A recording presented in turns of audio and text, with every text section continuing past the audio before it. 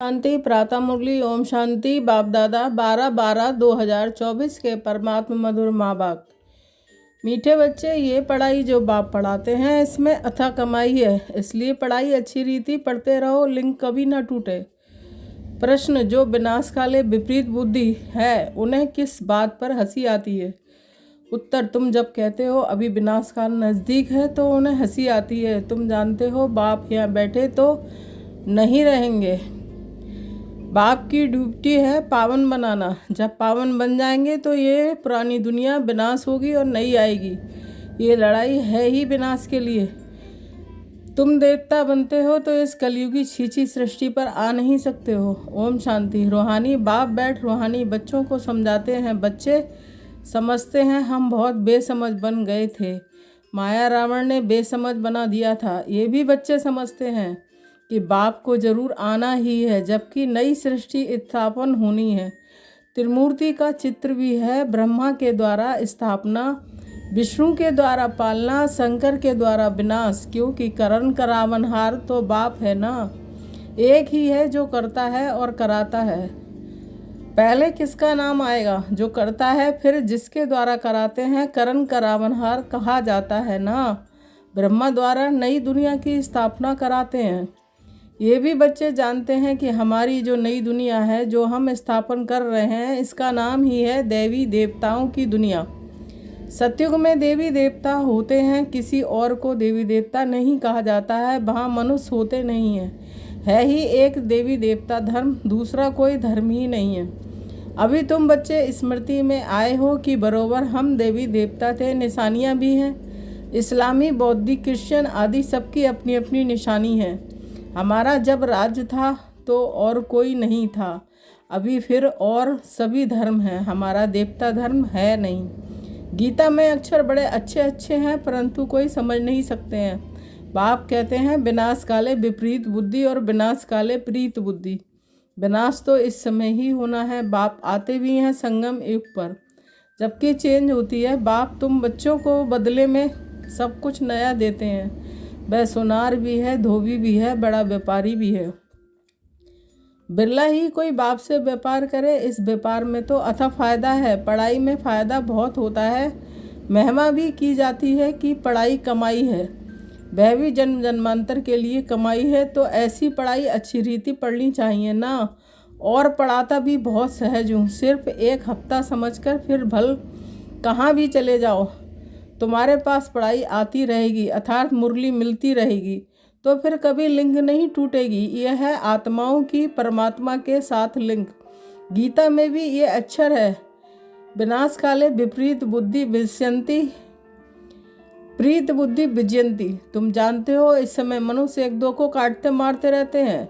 इन जैसा क्रोध व विकार और कोई में होता नहीं है। ये भी गायन है कि द्रौपदी ने पुकारा, बाप ने समझाया है, तुम सब द्रौपदियाँ हो। भगवान उवाच। बाप कहते हैं कि बच्चे अब विकार में नहीं जाओ, मैं तुमको स्वर्ग में ले चलता हूँ। तुम सिर्फ मुझ बाप को याद करो। अब विनाश काल है ना, किसकी भी सुनते नहीं, लड़ते ही रहते हैं। कितना उनको कहते हैं शांत रहो, परंतु शांत रहते नहीं हैं। अपने बच्चों आदि से बिछुड़कर लड़ाई के मैदान में जाते हैं। कितने मनुष्य मरते ही रहते हैं।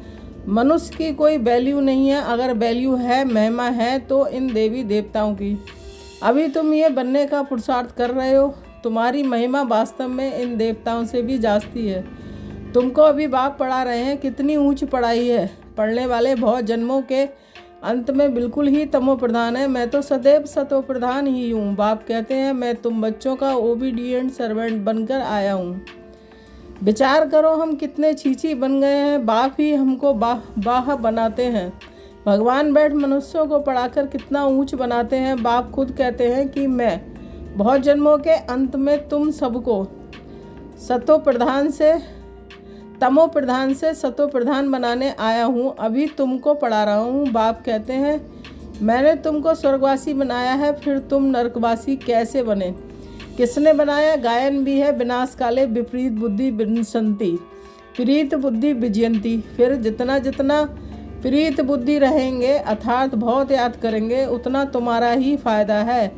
लड़ाई का मैदान है ना। ये भी कोई भी ये नहीं जानते कि गीता में कौन सी युद्ध बताई है। उन्होंने तो फिर कौरवों और पांडवों की युद्ध दिखाई है। कौरव संप्रदाय पांडव संप्रदाय भी है, परंतु युद्ध तो कोई है नहीं। पांडव उनको कहा जाता है जो बाप को जानते हैं, बाप से प्रीत बुद्धि है। कौरव उनको कहा जाता है जो बाप से विपरीत बुद्धि हैं। अक्षर तो बहुत अच्छे अच्छे समझने लायक हैं। अभी है संगम युग, तुम बच्चे जानते हो नई दुनिया की स्थापना हो रही है। बुद्धि से काम लेना है। अभी दुनिया कितनी बड़ी है।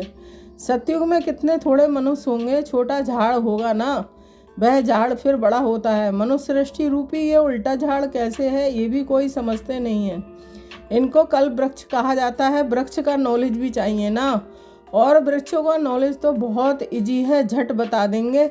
इस वृक्ष का नॉलेज भी ऐसा इजी है, परंतु ये है ह्यूमन वृक्ष। मनुष्यों को अपने वृक्ष का पता ही नहीं पड़ता है। कहते भी हैं गॉड इज क्रिएटर, तो जरूर चेतन है ना। बाप सत है, चेतन है, ज्ञान का सागर है।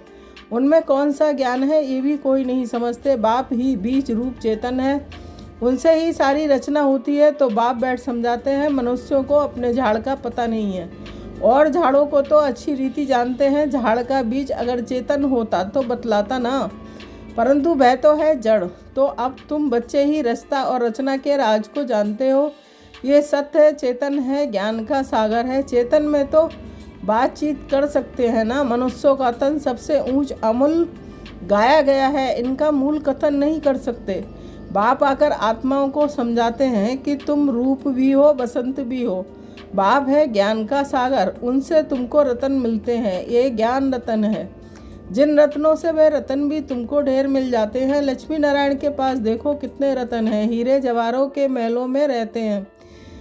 नाम ही है स्वर्ग जिसके तुम मालिक बनने वाले हो। कोई गरीब को अचानक बड़ी लॉटरी मिलती है तो पागल हो जाते हैं ना। बाप भी कहते हैं तुमको विश्व की बादशाही मिलती है, तो माया कितना अपोजिशन करती है। तुमको आगे चल पता पड़ेगा कि माया कितने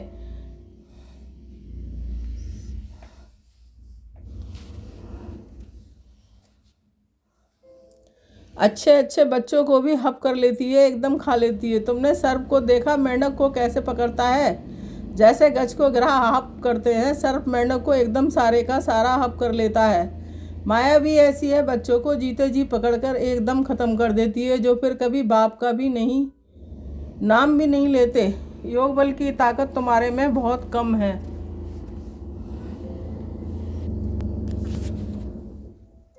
योग बल की ताकत तुम्हारे पास बहुत कम है। सारा मदार योग बल पर है। जैसे सर्प मेंढक को हप करता है, तुम बच्चे भी सारी बादशाही को हप करते हो। सारे विश्व की बादशाही तुम सेकंड में ले लेंगे। बाप कितना सहज युक्ति बताते हैं, कोई हथियार आदि नहीं।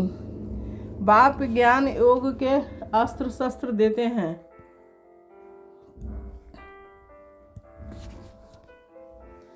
उन्होंने फिर स्थूल हथियार दे दिए हैं। तुम बच्चे इस समय कहते हो कि हम क्या से क्या बन गए थे, जो चाहे सो कहो। हम ऐसे थे, जरूर भल थे तो मनुष्य ही, परंतु गुण और अवगुण तो होते हैं ना। देवताओं में देवी गुण हैं, इसलिए उन्हों महिमा गाते हैं। आप सर्वगुण संपन्न, हम निर्गुण, हारे में कोई गुण नहीं है। इस समय सारी दुनिया ही निर्गुण है, अर्थात एक भी देवताई गुण नहीं है। बाप जो गुण सिखलाने वाला है उनको ही नहीं जानते, इसलिए कहा जाता है विनाश काले विपरीत बुद्धि। अब विनाश तो होना ही है संगम युग पर। जबकि पुरानी दुनिया विनाश होती है और नई दुनिया स्थापन होती है, उनको कहा जाता है विनाश काल। यह है अंतिम विनाश, फिर आधा कल्प कोई लड़ाई आदि होती ही नहीं है। मनुष्यों को कुछ भी पता नहीं है। विनाश काले विपरीत बुद्धि है तो जरूर पुरानी दुनिया का विनाश होगा ना। इस पुरानी दुनिया में कितनी आपदाएं हैं, मरते ही रहते हैं। बाप इस समय की हालत बतलाते हैं। फर्क तो बहुत है ना। आज भारत का ये हाल है, कल भारत का क्या होगा। आज ये है, कल तुम कहाँ होंगे तुम जानते हो। पहले नई दुनिया कितनी छोटी थी, वहाँ तो महलों में कितने हीरे जवाहर आदि होते हैं। भक्ति मार्ग में भी तुम्हारा मंदिर कोई कम थोड़ा ही होता है। सिर्फ कोई एक सोमनाथ का मंदिर थोड़ा ही होगा। एक कोई बनाएगा तो उनको देख और भी बनाएंगे। एक सोमनाथ के मंदिर से ही कितना लूटा हुआ, फिर बैठ अपना यादगार बनाया है। तो दीवारों में पत्थर आदि लगाते हैं, इन पत्थरों की क्या वैल्यू होगी। कितने छोटे छोटे से हीरे का भी कितना दाम है। बाबा जौहरी था, एक रत्ती का हीरा होता है 90 रुपया रत्ती, अभी तो उसकी कीमत हज़ारों रुपया है, मिलते भी नहीं हैं, वैल्यू बहुत बढ़ गई है। इस समय विलायत आदि की तरफ धन बहुत है, परंतु सतयुग के आगे कुछ भी नहीं है। अब बाप कहते हैं विनाश काले विपरीत बुद्धि है, तुम कहते हो विनाश समीप है, तो मनुष्य हंसते हैं। बाप कहते हैं मैं कितना समय बैठा रहूँगा, मुझे कोई यहाँ मज़ा आता है क्या? मैं तो ना सुखी ना दुखी होता हूँ, मेरे ऊपर ड्यूटी है पावन बनाने की। तुम ये थे, अब ये बन गए हो, फिर तुमको ऐसा ऊंच बनाता हूँ। तुम जानते हो हम फिर भय बनने वाले हैं। अब तुमको ये समझ आई है, हम इस देवी घराने के भांति थे, राजाई थी, फिर ऐसे अपनी राजाई गवाई, फिर और आने लगे। अब ये चक्र पूरा होता है।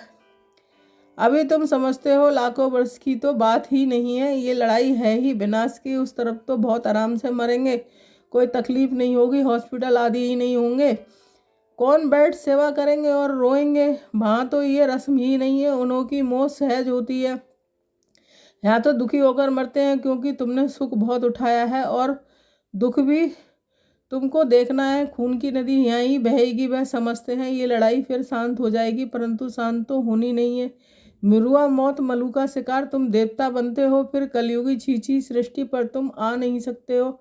गीता में भी है, भगवान उवाच, विनाश भी देखो स्थापना देखो। साक्षात्कार हुआ ना, ये साक्षात्कार अब अंत में होंगे। फलाने फलाने ये बनते हैं, फिर इस समय रोएंगे, बहुत पछताएंगे, सजा खाएंगे, नसीब कूटेंगे, लेकिन कर क्या सकेंगे। ये तो 21 जन्मों की लॉटरी है, स्मृति तो आती है ना। साक्षात्कार बगैर किसको सजा नहीं मिल सकती, ट्रिब्यूनल बैठती है ना। अच्छा, मीठे मीठे सिकील दे बच्चों के प्रति माता पिता बाप दादा का याद प्यार गुड मॉर्निंग। रूहानी बाप की रूहानी बच्चों को नमस्ते। हम रूहानी बच्चों की रूहानी माता पिता बाप दादा को याद प्यार गुड मॉर्निंग, नमस्ते नमस्ते, शुक्रिया बाबा शुक्रिया। 1 पॉइंट स्पष्टीकरण। 1 पॉइंट सौम्य ज्ञान रतन धारण कर रूप बसंत बनना है, ज्ञान रत्नों से विश्व के बादशाही की लॉटरी लेनी है। 2 पॉइंट इस विनाश काल में बाप से प्रीत रख एक की याद में ही रहना है।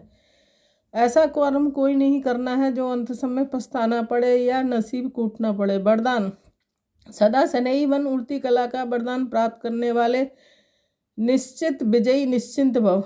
स्पष्टीकरण, स्नेही बच्चों को बाप दादा द्वारा उड़ती कला का वरदान मिल जाता है।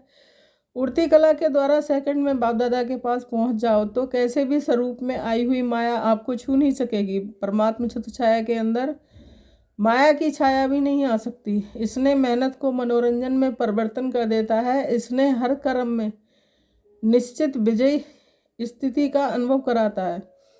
इसने ही बच्चों पर हर समय निश्चिंत रहते हैं। स्लोगन, नथिंग न्यू की स्मृति से सदा अचल रहो तो खुशी में नाचते रहेंगे। ओम शांति। Thank you Baba.